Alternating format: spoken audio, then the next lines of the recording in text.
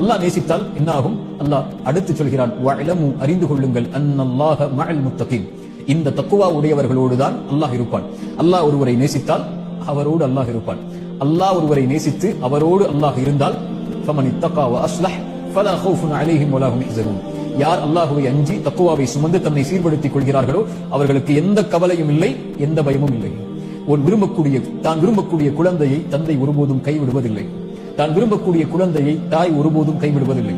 தான் விரும்பக்கூடிய மாணவனை ஒரு ஆசிரியர் எப்போதும் கைவிடுவதில்லை. ரப்புல் ஆலமீன் ஒரு அடியானை விரும்பினால், ஒரு அடிமையை விரும்பினால், அவன் படைத்த மனிதர்களில் ஒருவரை அல்லாஹ் நேசித்தால் ஒருபோதும் எந்த நிலையிலும் எந்த சூழலிலும் அல்லாஹ் அவரை கைவிடுவதில்லை.